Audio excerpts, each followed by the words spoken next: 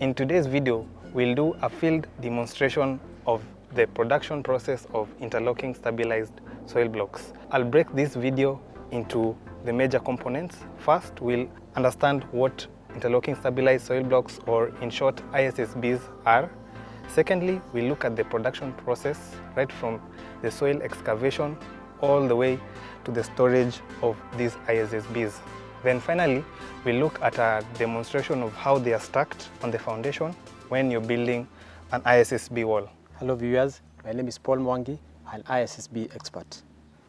And I'm Muema from Property Noma. Today we have a lot to talk about. Yes. We have these interlocking stabilized soil blocks. Yes. So I guess the first question that we need to know is, what are ISSBs? Okay. Viewers, ISSBs are interlocking stabilized soil blocks. These are blocks made out of soil and stabilized with a stabilizer. Today we are going to use cement as our stabilizer. ISSBs, it's an acronym of a long name for a product. Yes. So there are various components to the ISSBs. We have the interlocking component, the stabilization, the soil component, and finally the blocks. Yes. So to do that, it's important we talk about each of those components as we go along with the video. The interlocking component, we can talk about it when you're here. Yes. So how do these blocks interlock with each other? Okay. Number one is that you get soil. Any soil can work apart from black cotton soil or topsoil. The best soil to use is either red soil, marram, or you can even use other alternatives, even stone dust. But today we are going to discuss using soil to make the interlocking stabilized soil blocks. So number one, what you do, you get soil, any soil you have within your compound, you excavate maybe about 1 feet, then you get the subsoil. When you get the subsoil, you need to sieve it to have a uniform grain.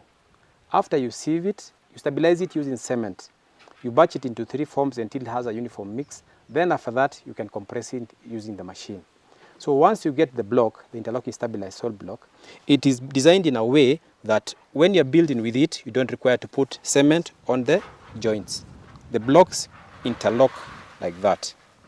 So when you're building with these blocks, you're actually saving your cost of construction. How are you saving your cost? Number one, you have used readily available soil from your compound. Number two, you're making the blocks from site, so there's no transport cost. Number three, the blocks are very smooth and uniform, so you don't require any plastering. Plastering is optional.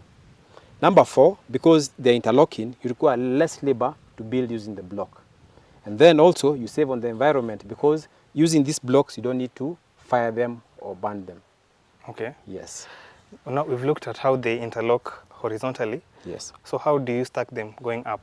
Okay. The stacking method is using dry stacking. So the weight of this block sits on this other block until you get to the ring beam level.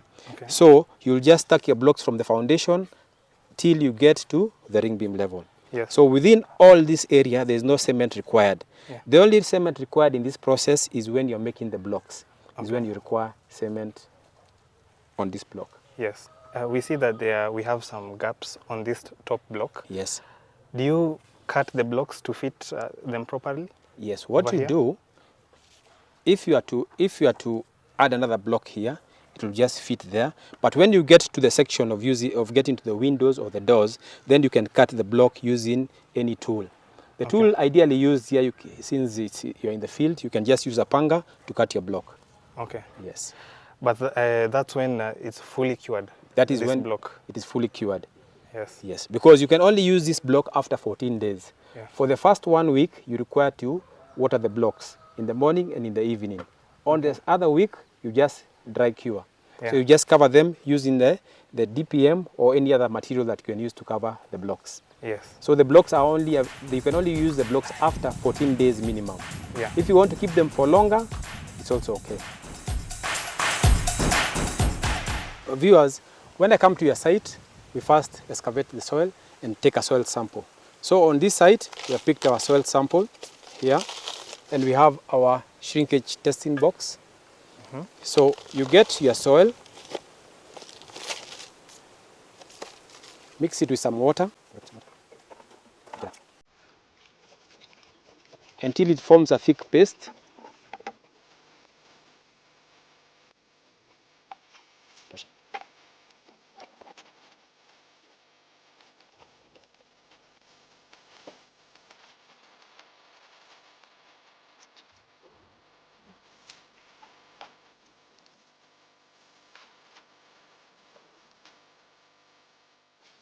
After it forms a thick paste where it can hold no more water, and then you introduce it to the shrinkage the box. shrinkage box.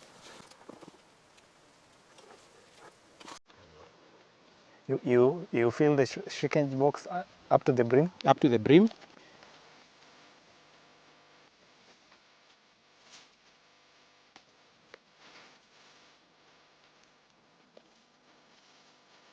Up to the brim. And I see you also oil it before you place the paste? Yes, you oil it before you place the paste, so that the shrinkage will occur uniformly. All right. So after this, you put in your shrinkage box into a shaded area, maybe inside the house. So after 7 days, you shall notice a shrinkage of this soil. Not all soils shrink uniformly. Some of them will have a very small shrinkage and some will have a very huge shrinkage. So with the measurements that you're going to do here is when you're going to understand which ratios to mix. So I'm requesting viewers, you can send us your soil samples, then we can advise you on the quality of your soil and also on the ratios that you could use to make an economic block. Aside from the production of ISSBs and doing the soil testing, what are the other services that you offer as an ISSB expert? Okay, as an ISSB expert with over 12 years of experience in the region from Southern Sudan, Uganda, Tanzania, Rwanda, Congo, and also our motherland, Kenya, we offer training to communities how they can make affordable building blocks using locally available soil. So we also offer the training services, we also the block production services, the soil testing services, and also the final construction services. After the shrinkage test is to guide me on the ratios that we are going to use to stabilize the soil. So as you can see here, we're in the process of excavation after we have confirmed that your soil is good quality to make blocks. So when you do the excavation, you don't excavate the topsoil. You start excavating the subsoil. So this is a sample of the subsoil that we have. As you can see, the team is in the process of excavating the soil. Okay, load it on the wheelbarrow. And this is a red soil? This is actually red soil. Any soil can work. This is red soil. Any soil can work apart from topsoil or black cotton soil. So at the moment at this site we have red soil, which is ideal for making the blocks. Yeah. Yes. And because we are using red soil, yes, this is what gives the blocks that red color. Yes. Actually, okay, your blocks will turn out from the color of the soil that you have on your site. Yeah. Yes. Now, once they load the wheelbarrow, yes, what's the next step that the soil will go through? Yes. Okay, after loading the wheelbarrow, the next step will be sieving the soil. So I guess we can head there. Yes, right? Let's go and see the sieving process. Yes. Thank you.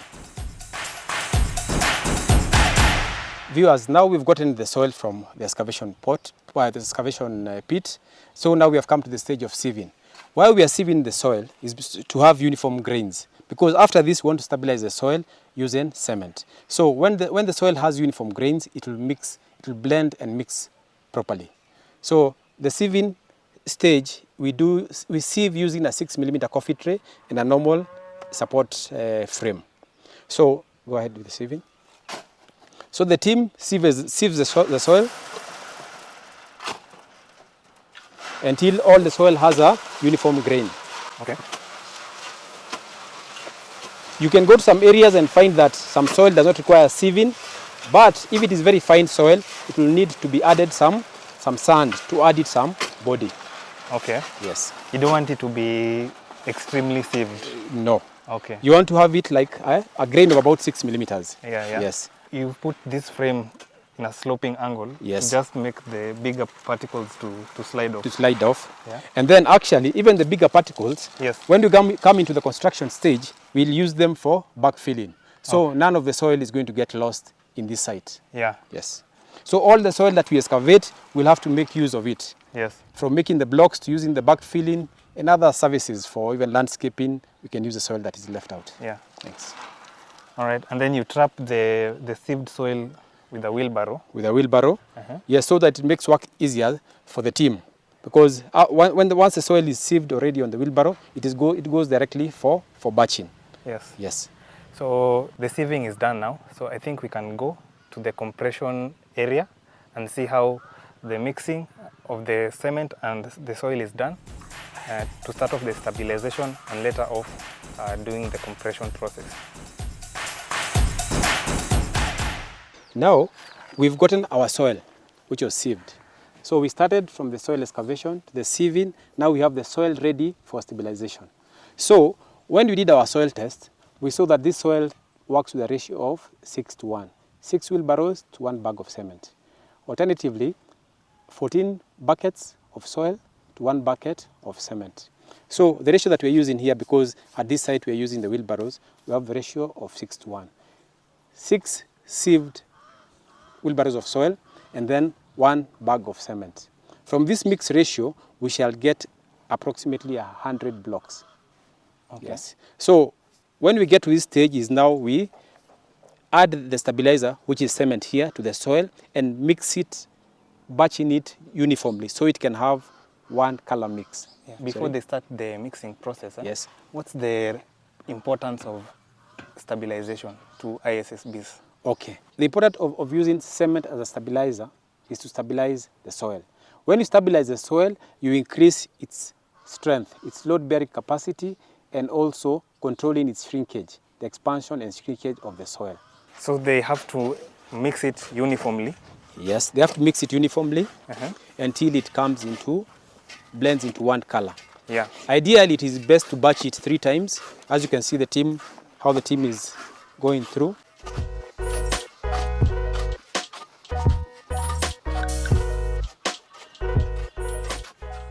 So in this pit, like you've said, yes, we have 6 wheelbarrows of sieved soil, yes, and 1 bag of cement. Yes, and 1 bag of cement. Okay. This is what we have here. Yes. Now, after this, what happens to this soil? After this, the soil is added some little water to moisturize it so that the cement can blend properly with the soil. Okay. Or like activating the cement. Activating the cement, actually. How we pour the water is through experience. Because once you've moisturized the soil, there's a way you feel the block and see that the water is enough. Because when you're making the block, you just put just a little water to moisturize the soil. Okay. So there's no actual content of water that needs to be put into the soil. Yeah. After they've added the water to the stabilized soil, yes, what's the next step? The next step is to compress and make a block. Viewers, the soil is ready now to make a block. How you'll test to see that the soil is ready to make a block is you just compress it in your hand and it forms a ball. When you wipe off your hand, there is no residue of the soil left. So now the soil is ready to make a block. We have the ISSB machine. Yes. And before they do the compression, kindly take us through the compression process, how it happens actually. Okay. So ideally, when you are going to make a block, is that you fill in a DPM paper on the lower part of the mold, so that since the machine has a very high compression, the soil does not get stuck on the mold. Okay. So the second step now is to load in the soil into the mold. And I've seen that we have some oil here. What's yes, the importance of the oil? When you're making the block, you require to apply some old or used engine oil. The best oil to use is for petrol engines, because if you use a diesel engine oil, it may stain the block. The purpose of the oil is to lubricate the machine so that the block can be ejected smoothly. Yes.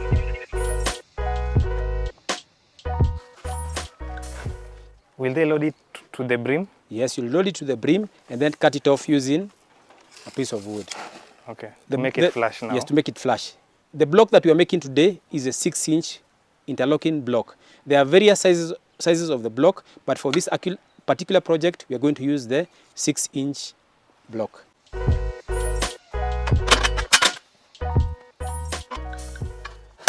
So that's it. That is it. The compression is done. Okay, that is quite fast.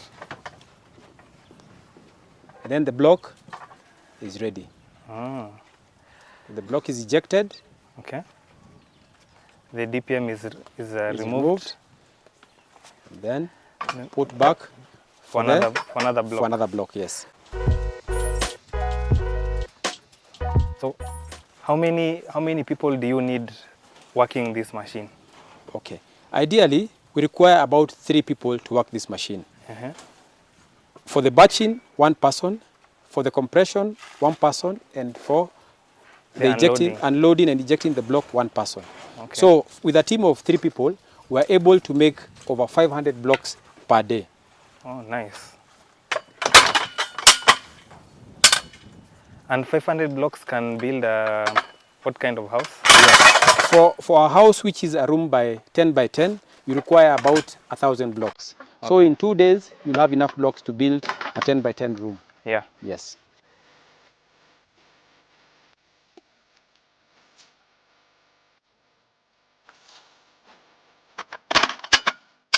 You don't need to go to the gym. You don't need to go to the gym. The person compressing, eh? The person compressing. The machine requires some little effort, yes, but the machine is designed in a way that it will give you about 90 newtons of force for the compression. Okay. Yes. Now, an important question to ask. Yes. This machine is fully manual. This machine... We don't have any petrol or electricity needed. Yes. This machine is fully manual. It is built that way so that it can work off-grid. But if a client requires an automated machine, the automated machines are readily available. This is also important for communities where getting fuel, getting petrol or electricity is a challenge. Yes. And okay, yes, actually, this machine ideally is built for communities who are in the rural setting. It's manual. It requires little or no maintenance at all, and can serve you for over 20 years. There's a person who is carrying the blocks and taking them somewhere. Yes. Why is it important to take it to that particular place? Okay. Now, after the block has been compressed, it requires to be cured. So the curing process takes 14 days. So one of our team members is taking the block to the curing stage, and that is where we are going to show you how the curing is done. So what we are doing here is we are bringing in the blocks for curing. Yes. So after the block has been compressed, it requires 14 days to cure, to gain 100% of its strength. So on the first day, you lay the blocks on the bare ground. Then after the second or third day, that is when you can stack the blocks in this form. On the first week, you water the blocks in the morning and in the evening. For the remainder part of the curing process, you cover the blocks using a DPM material like this. Okay. So you can control the evaporation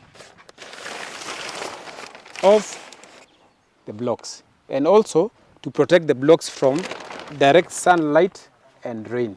Yeah. That is the purpose of this DPM material. Okay. Yes. Is rain a particular challenge, especially with new blocks? Yes, rain is a particular challenge with new blocks because they have not formed a thick membrane on the blocks. So you need to protect them from direct sunlight and also from rain.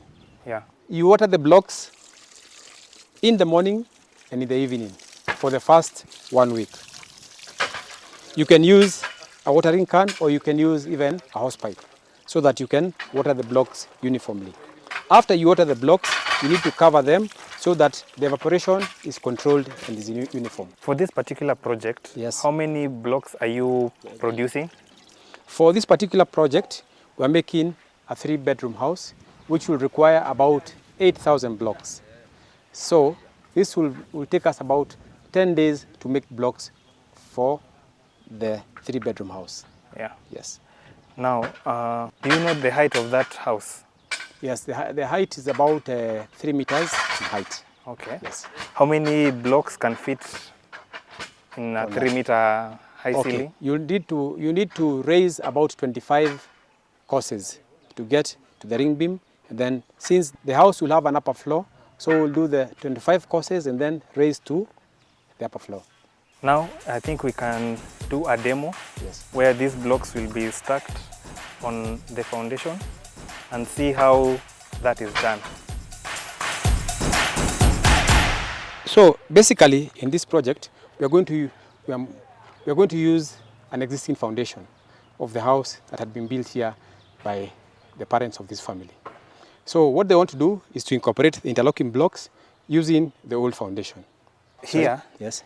How do you connect these blocks to the foundation now to make them permanent? Okay. How you connect these blocks to make them permanent is that we'll have a mortar mix here, okay, and then this block will sit on the mortar and the DPM. Then we shall raise the wall using these interlocking stabilized soil blocks. Yes. Yes. There's a team member here who can do that demonstration so that you can understand the stacking process of ISSBs.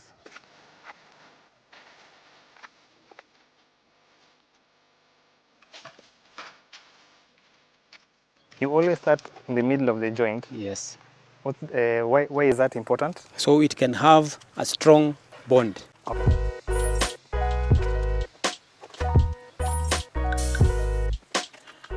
And this is the dry stacking method, like you mentioned, where there is no mortar between the joints. It's only a matter of stacking each block one by one, right? Yes. And as you can see, it requires less labor because you can build with a team of 3 people. We can complete a wall in a matter of days. You said this was the old foundation. Yes. And it's a bit small. Yes. Are they doing like a small house first, or how are the clients planning to build this project? Okay, they are first going to start with a servant quarters, which is this size of house, and then that is when they are going to move in to build the other 3-bedroom house. Okay. Yes. So this is like the first part of their project. This is the first part of the project because this is also going to be used as the site store and also as the site house. Yeah. Then as they move to do the construction of the main house. Yeah. Yes. So guys, I'll monitor this project and then we shall come back when the house is done to see the final product. So today's video is all about the production process. You see the field work that is needed so that when Mwangi comes to your site, you understand all the steps that are needed to make this block, this interlocking stabilized soil block. I hope this video has been useful to you. You are now more knowledgeable about interlocking stabilized soil blocks. So spread that knowledge around, share this video and like it as well. On behalf of Paul and all his team, we thank you for watching this video, and we shall see you when this SQ is done.